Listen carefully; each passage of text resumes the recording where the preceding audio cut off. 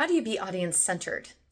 I'm Tina B, and recently my son asked the question, what do girls talk about? And I thought, well, that's a great question because when you are in a conversation or facilitating a presentation, you want to be audience centered. And so I want to highlight three questions to ask yourself prior to any presentation conversation. The first is it relevant? When you think of your target audience, is what you're talking about relevant to what they care about, what they're looking for in the conversation? So when you work with whether it's a financial planner kind of group or a healthcare professional, nonprofit organization, each of those audiences have different things that they care about. For the nonprofit, it's probably finding funders and ways to tell their story and how can they do so in an effective manner.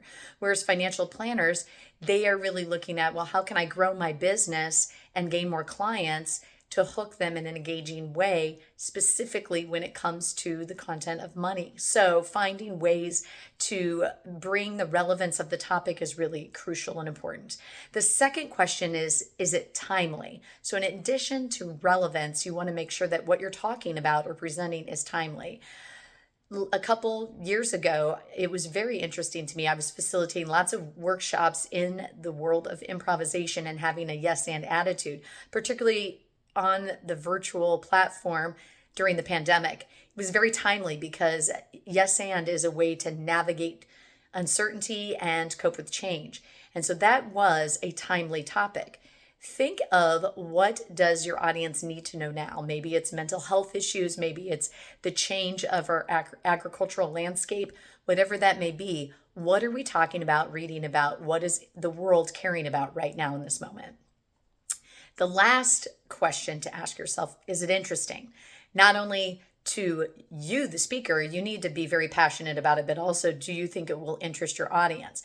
So this is where you can do a overall focus on what do you find interesting, and then have conversations with colleagues, other professionals in your network, mentors, and see what do they find interesting and tap into things you're reading, examples and stories to pepper into your presentations to make it much more fascinating and engaging, because when you find it interesting, it shows in your facial expressions, your vocal delivery, and your overall presence.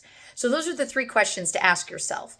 First, is it relevant? Second, is it timely? And finally, is it interesting? For more tips and tools, I invite you to check out my website, tinabakehouse.com. That's tinabakehouse.com. You'll find much more interesting blogs to read, as well as my book, Discovering Our Magnetic Speaker Within. Till next time, remember to be you and be true.